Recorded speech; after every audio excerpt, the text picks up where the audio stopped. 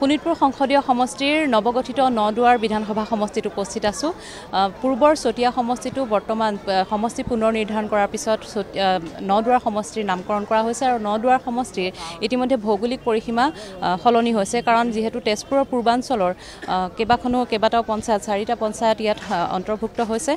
Rajgarh, Bhomoraguri, Rajgarh, 5 mile আৰু চামধৰা পঞ্চায়তৰ অন্তৰ্ভুক্ত হৈছে, যি পূৰ্বৰ চতিয়া আৰু বৰ্তমানৰ নদুৱাৰ সমষ্টিত পূৰ্বাঞ্চলৰ যিহেতু বহু অঞ্চল অন্তৰ্ভুক্ত হৈছে। এতিয়া যি তেজপুৰৰ পূৰ্বতে যি তেজপুৰ বিধানসভা সমষ্টিত ভোটদান কৰিছিলে ভোটাৰসকলে, এতিয়া এই নৱগঠিত নদুৱাৰ সমষ্টিত ভোটদান কৰিছে।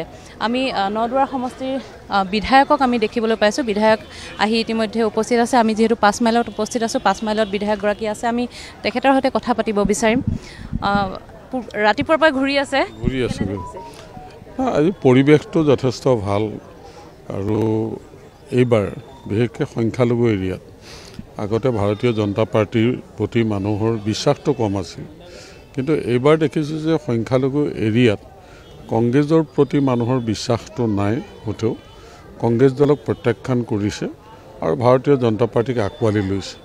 গতিকে আমাৰ এই অঞ্চল সংখ্যালঘু অধ্যুষিত অঞ্চল, ইয়াত প্ৰায় 26,000 ভোট আছে।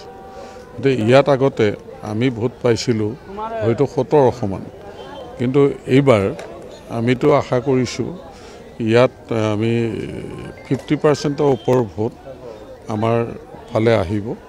আৰু যিটো আচলতে সভা সমিতি কৰা বা মানুহখিনিৰ লগত আমি কথাৰ আদান প্ৰদান যেতিয়া হৈছে, তেওঁলোকে কংগ্ৰেছৰ দিনত যিবিলাক জীৱন আৰু সম্পত্তিৰ নিৰাপত্তা নাছিলে, সাম্প্ৰদায়িক সংঘৰ্ষ হৈছিলে বা এই কথাবিলাক লৈ সাংঘাতিক অসন্তুষ্ট, আৰু এৰিয়াটো দেখিছে যথেষ্ট পিছপৰা ৰাস্তা পদূলিৰ পৰা আৰম্ভ কৰি। গতিকে তেওঁলোকে আশা কৰিছে যে প্ৰধানমন্ত্ৰী নৰেন্দ্ৰ মোদী ডাঙৰীয়া দিনত তেওঁলোকে শান্তিত আছে আৰু বিশেষকৈ উন্নয়ন যেনেকৈ অন্য জেগাবিলাকত হৈছে দেখিছে।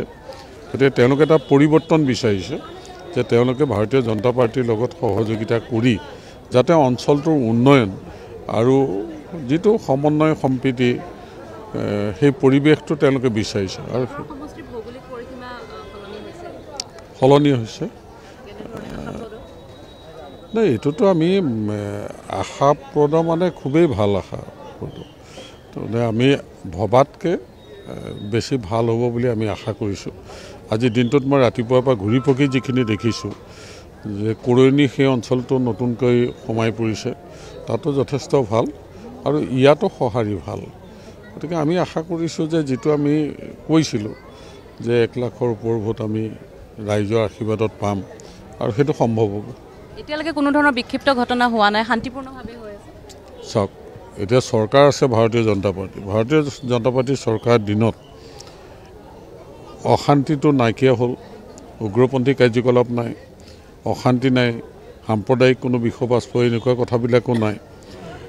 আৰু এডমিনিষ্ট্ৰেশ্যন যিহেতু ঠিকে চলি আছে, গতিকে ইয়াত আগতে যেনেকৈ নিৰ্বাচনসমূহত অশান্তিৰ সৃষ্টি হয়, এতিয়া কিন্তু ভাৰতীয় জনতা পাৰ্টিৰ চৰকাৰ দিনত ক'তো এটা অপ্ৰীতিকৰ ঘটনা সংঘটিত হোৱা নাই, ক'তো পুলিচ মিলিটাৰী স্পেচিয়েল ফ'ৰ্চ দৌৰিব লগা হোৱা নাই। তাৰমানে গোটেইখিনি শান্তিপূৰ্ণ পৰিৱেশত এক মুক্ত নিৰ্বাচনৰ সন্মুখীন মানুহে হ'বলৈ পাইছে আৰু গণতান্ত্ৰিক অধিকাৰ মানুহে সাব্যস্ত কৰিব পাৰিছে। গতিকে শান্তিপূৰ্ণ পৰিৱেশত সুন্দৰকৈ নিৰ্বাচন অনুষ্ঠিত হৈছে। আপোনালোকে চাব, নদুৱাৰ সমষ্টিত 80%ৰ ওপৰ মানুহে ভোট প্ৰদান কৰিব। ধন্যবাদ। এয়া হৈছে নদুৱাৰ সমষ্টিৰ বিধায়ক। আমি পদ্মা হাজৰিকাৰ সৈতে কথা পাতিলোঁ। আমি পৰিৱেশ দেখুৱাম।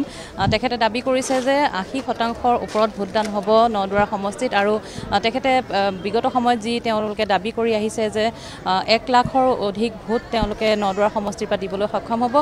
গতিকে ৰাইজৰ যি সঁহাৰি সেয়া তেওঁ সেই দাবী আকৌ কৰিছে। দেখুৱাবলৈ চেষ্টা কৰিছোঁ পৰিৱেশ। আমি লানি নিচিগা শাৰী দেখিবলৈ পাইছোঁ। অত্যন্ত এটা গণতন্ত্ৰৰ বাবে এটা অত্যন্ত ইতিবাচক এয়া দিশ। ৰাইজে পুৱাৰ পৰা এনেধৰণে শাৰী পাতি ভোটদান কৰিবলৈ আহিছে।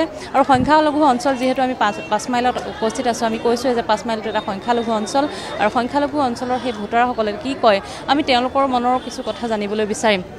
ভোট দিবলৈ আহিছে, কি ভাবি আহিছে, কাক ভোট দিব এইটো আপোনালোকৰ কথা, কি ভাবি আহিছে? আহিছোঁ আৰু কেনেকুৱা প্ৰাৰ্থী বিচাৰে কোনটো চৰকাৰ ভাল হ'ব সেইটোৱেই হ'ব ন চৰকাৰ ভাল হ'ব লাগে ন সেইটোৱেই সমস্যাখিনি যোনে সমাধান কৰিব পাৰে নহয় জানো সমস্যা আমাৰ চৰকাৰ যোনটো কাম কৰি আছে তাকে আমি দিব লাগিব যোনে ভাল কাম কৰি আছে তাকেই বিচাৰিম আমি এনেধৰণে বহুখিনি লোক আছে যিহেতু আমি কৈছোঁৱে যে 4টা পঞ্চায়ত বিশেষভাৱে তেজপুৰৰ পূৰ্বাঞ্চলৰ 4টা পঞ্চায়তৰ 5 মাইল পঞ্চায়তৰ সম্পূৰ্ণ পঞ্চায়তটোৱেই নদুৱাৰ সমষ্টিৰ বৰ্তমান নৱগঠিত নদুৱাৰ সমষ্টিত অন্তৰ্ভুক্ত হৈছে তাৰ লগতে চামধৰা পঞ্চায়ত ভোমোৰাগুৰি পঞ্চায়ত ৰাজগড় পঞ্চায়তৰো একাংশ এই নৱগঠিত নদুৱাৰ সমষ্টিত অন্তৰ্ভুক্ত হৈছে গতিকে নদুৱাৰ সমষ্টিৰ এবাৰ ভোটাৰে এই ধৰণে আমি দেখিবলৈ পাইছোঁ যে ভোটদান কৰিবলৈ কিন্তু পুৱাৰ পৰা আহিছে আৰু আমি বিধায়কগৰাকীৰ সৈতেও কথা পাতিলোঁ যিহেতু বিধায়কগৰাকীয়েও কৈছে যে শান্তিপূৰ্ণভাৱে এতিয়ালৈকে শোণিতপুৰ লোকসভা সমষ্টি কোনো ধৰণৰ বিক্ষিপ্ত ঘটনা বা পোহৰলৈ অহা নাই আৰু বিশেষকৈ নদুৱাৰ সমষ্টিত যিহেতু আমি উপস্থিত আছোঁ বিধায়কগৰাকীয়েও কৈছে যে শান্তিপূৰ্ণভাৱে এতিয়ালৈকে যিহেতু নদুৱাৰ সমষ্টিত 31% ভোটদান সম্পন্ন হৈ গৈছে আৰু তেওঁ ইতিমধ্যে দাবী কৰিছে যে 80% ভোট নদুৱাৰ সমষ্টিত পৰিব